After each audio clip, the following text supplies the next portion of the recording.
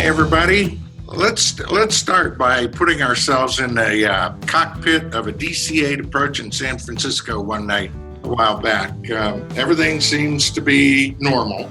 We can see the instrument lights glowing, and we can hear the crew members talking to each other, and hear the cooling fans and the engines, and all the instruments seem to be holding steady while we're approaching, while we're doing our descent to the runway. Suddenly, all that peace that we feel, that serenity, is shattered when the aircraft lands in the San Francisco Bay, about 2.5 miles short of the runway. Fortunately, nobody was injured. And of course, the NTSB is going to investigate this situation and try to figure out why that plane ended up in the water. Various experts give their testimony about what they think caused the accident. And then finally, it's the captain's turn to speak. And it's Japan Airlines, and the captain's name was AESOP. So everybody's watching Captain AESOP as he walks up to the stand, and people are thinking, what excuse is this guy going to give for putting his plane in the water? The investigator asked Captain AESOP to tell the board in his own words what happened that evening, and why did his plane end up in the bay. Captain AESOP cleared his throat, and he spoke 3 simple words. AESOP, screw up. That's it. No excuses. He didn't try to point the finger at the co-pilot or the crew or the flight guidance system. He didn't try to hide behind some sort of technical difficulty explanation. Just AESOP, screw up. And by the way, you can actually search this. This became known as the AESOP defense. And it leads us to an important principle about error prevention. We need to talk about our mistakes. It's the only way to learn from them. Also, it's the first step is to learning why people screw up, so that somebody, us, can actually do something about it.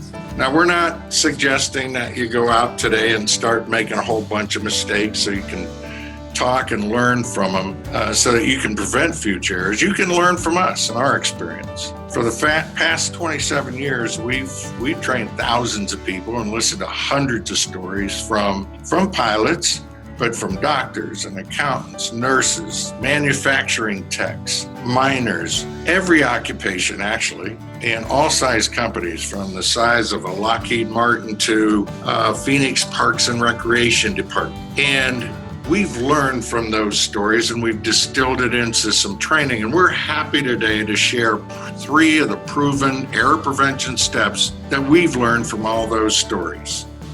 Good morning, everyone. That was my partner, Ron Boneline. My name is Greg Gocher with the Air Prevention Training Institute. It's my pleasure to introduce our latest webinar today, 3 proven steps to reduce human errors and accidents. I hope you're all having an error-free day so far and can spend the next 25 minutes or so with us as we discuss human error and accident prevention. Our focus today is like our tagline, why smart people do dumb things and how to avoid the same mistakes.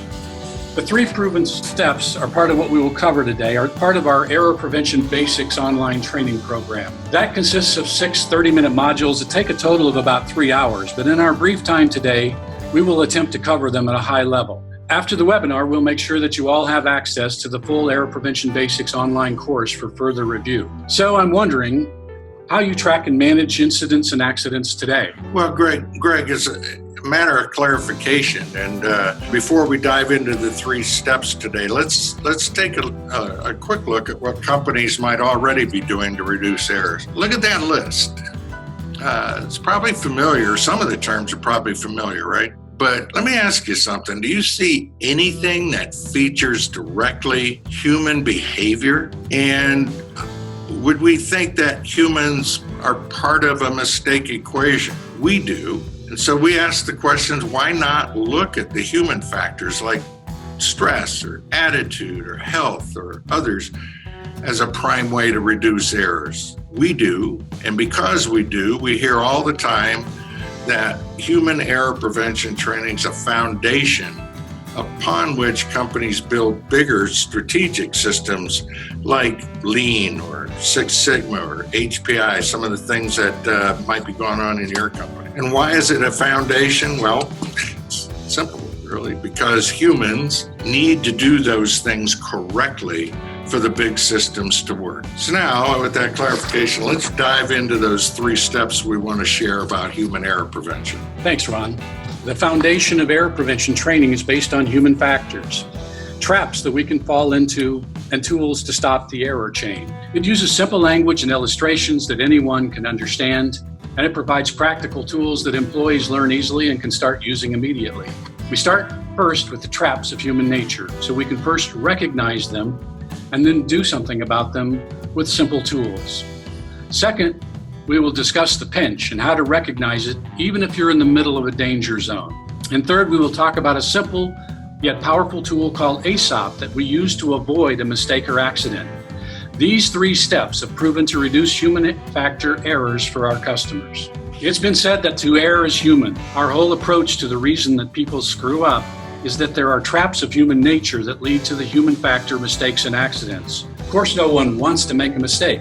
No one woke up this morning and said, hey, I think I'll go into work today, see what kind of a mess I can make. But we do make mistakes, and we make them all the time, from little things like knocking over a glass of water at the table, an error in a math calculation, to the large mistakes like the Exxon Valdez or the Challenger shuttle accident that can cost huge sums of money and take many lives. So obviously there's something that can cause a safe, prudent, well-trained professional and a careful person to do something against their training or normal inclinations.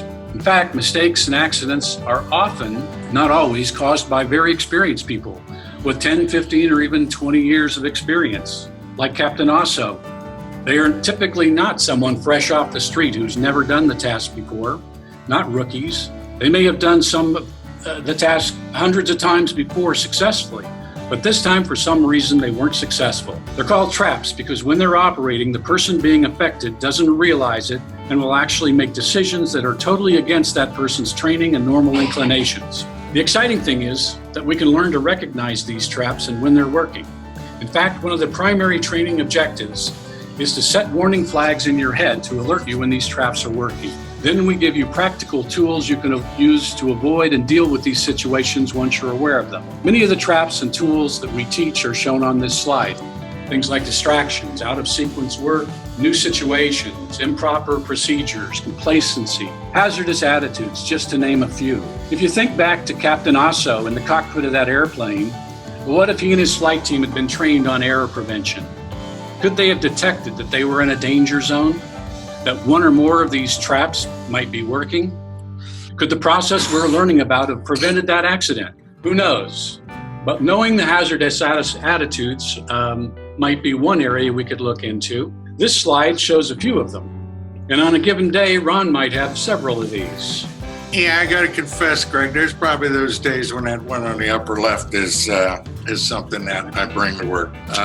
But it's likely that for all of us, any given day, we might have one of those attitudes. And I got to ask you a question. Which one of those do you think you feel most often? And also, what do you think your best friend would say you exhibit most often? Remember, you'll bring that attitude to work, so it's important to learn about it. And it's important because it could save you from injury or from costing your company money. We found that a consistent result of a hazardous attitude is something that none of us want, and that's a sudden loss of judgment. We'll go back to Captain AESOP and remember him and his crew. Do you think that because they landed that plane dozens of times before without anything happening, that they were feeling maybe invulnerable? Well, that's one of the factors that the investigation found. Thanks, Ron. Once they start working against us, it's real important to recognize that it's happening. In fact, it's important to be aware of what's going on around us all the time, even when things seem to be running smoothly. As this slide says, error prevention starts with situational awareness. That ability to identify, process, and comprehend the critical elements of information around us, like a radar system. If our radar system is off, or we have poor reception, or we can't recognize the warning signs, we can run into trouble. Captain AESOP's equipment was working on the airplane. The altimeter, good. GPS was good. Airplane radar was good. But his human factor situational awareness radar was off, thus limiting his ability to make good decisions and to take informed actions. Captain AESOP screwed up. We think of error prevention basic training as a way to improve your situational awareness radar to help detect when you've entered into a dangerous situation. A simple personal example for me the other day, I was up with my first cup of coffee in hand and in deep thought about being behind on my work and needing to get a quick start on the day. So my laptop and mouse would first need to be moved back into my office so that I could get to work effectively. I picked up my open laptop in one hand and balanced the mouse on top of the keyboard with a full cup of coffee in the other hand and my notebook held under my chin. I started to head for my office when suddenly it occurred to me this is exactly what we teach people about. Recognizing that I was in a danger zone, I remembered the conservative response rule, which in a nutshell says, when in doubt, stop. So I put my coffee and my notebook down and decided to make 2 trips. My next thought was, hey, that was pretty cool, especially considering I hadn't even had my first cup of coffee yet. So if we can raise your antenna to detect the danger zones more quickly, to help you hear the ping of what we call an error-likely situation, then we can increase your ability to take actions, to move out of, or at a minimum move through, the mistake and accident zone without having one. Learning about the different types of traps and tools helps us improve our situational awareness and turn our radar on. And that is step 1 in the error prevention process. Yeah, Greg, glad your white carpet doesn't have stains on it as a result of that. Well, step 2, the proven step 2, comes out of step 1 or rises out of step 1. And that's if we really know the traps, our radar will be up and we'll be sensitive to the existence of those traps. And that leads to what we call the pinch. Now, people typically have a pinch, and it's that funny feeling in our stomach that something isn't quite right. You get them all the time, and you might not have thought about them quite the way we're talking about, but you get them all the time. For example, think about times when you're backing out of your driveway, and you have this funny feeling that you're forgetting something. That's a pinch. Once you realize you're having a pinch, it's critical that you don't ignore it. You have to say something out loud, even to yourself if you're alone. You have to, otherwise we just typically just ignore that pinch. And like in that driveway example, you might end up, like I did the other day, getting to the office without your mobile phone. When we listen to our clients' stories about their accident and incident investigations, we almost always find out that somebody in that picture had a pinch. And what we also find out is that they either didn't speak up, or if they did speak up, nobody acted on it. And then noticing a pinch is, after you notice that pinch, then taking action on it is the proven step 2 to error prevention. Noticing a pinch and taking action on it is that proven step. Then when we feel the pinch and say something out loud, we can use tools to come up with a plan to either avoid or deal with that situation. It's really important, I gotta mention this, it's really important for team leaders to handle pinches too. So when we train them, we coach the team leaders on how to encourage their people to speak up when they have a pinch, and then the team leaders to initiate action using some of the tools that are also taught. So far we've learned that number 1, traps work, and if we know about them, we will, number 2, feel pinches when something isn't quite right. That means we're either starting or we're in what we call the error accident chain.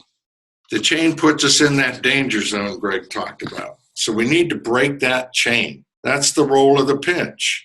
It alerts us to break the chain so we can get back to the awareness we need to be safe and effective. Now, once we feel that pinch, we need to do something. We can't ignore it. We mentioned using simple tools several times. It's a thing we should do. And using tools is actually the 3rd proven step.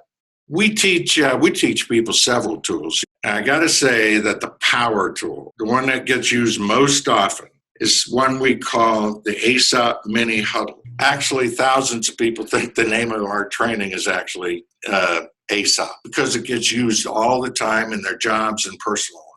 What you see is a badge that employees wear. It's that simple user guide that's always available. At Lockheed Martin Space Systems, employees are required to wear this badge at all times At a refinery, they put the image of this badge on their hard hats. That's how important and powerful AESOP is. Our class teaches lots of material on tools and on AESOP and the AESOP badge. The AESOP badge becomes the on-the-job cheat sheet for people. So how does this tool work? Well, once your radar's on and you feel a pinch, you say something out loud, and then you can run through an AESOP in a minute or two. We see many people and many teams actually use it at the beginning of their day or the beginning of their shift to make sure they cover all the bases that's going to happen that day. People also use it during the day when they feel a pinch. So let's just go through the AESOP process real quick. And the first step is to take a look at the assignment, the A. Is everybody clear what it is? Then you look at the equipment, what's available and is it working? Then you skip the S and you go to the O, and are there any obstacles that people look ahead and they might see that'll cause problems? And then finally, looking at all the people that are involved, and even if it's just yourself, is everybody up to it, basically? Do they have the experience? Are there any risks associated with people? And then once we look at all those kind of areas, we can go to the situation and say, all right, what's our status? Do we go? Do we proceed with caution on the ragged edge? Or do we stop and resolve issues that have been uncovered? That's the power of a quick little AESOP. And a real live example, one of the training sessions, somebody had just learned about AESOP in their section of the training, and they went to a human resource meeting on a promotion board. And they just thought, I think I'll try this AESOP. And what they found is that right on the assignment, everybody in that room really wasn't clear what the process was and what they were supposed to accomplish. So they clarified it. They ran through the rest of the promotion board meeting, and people were saying it's the best one they ever had. And that was just a few minutes after having learned about AESOP. So you might think about a project that's coming up for you. It might work that well for you too. Don't be surprised if it helps you, even though you haven't been completely trained. But you might uncover a potential problem, or you might end up having a higher level of confidence in what you do. I'll give you another example. In a refinery where all the people had been trained on air prevention and AESOP, a team leader asked his best maintenance tech to go fix a pump. Since the tech is the best in the business, the leader didn't think he had to give any other details, but the tech felt a pinch. And because he had not worked on that model pump before, he asked his supervisor, let's run an AESOP. So they ran an AESOP, and they ended up determining that they needed to get the specs for the pump, get the written SOPs for it, and they avoided an accident, and all was good. You also might try using this at home with your family, in your personal life. And it does work in personal lives too. Now that's a power tool. And step 3 is to use this tool and others when you feel that pinch. So if we can recap where we are so far, step 1 is to know your traps. Step 2 is to pay attention to the pinches that come from you being sensitive to those traps. And step 3 is to take action by using tools. Hey, thanks, Ron. So in summary this morning, in a few minutes, we've taken some time to discuss the human factors, traps and tools, the pinch, and the power tool we call AESOP. Together, they make up the foundation of our error prevention training course. The next question people usually have is, how hard is it to implement, and what are the results or ROI of implementing error prevention training?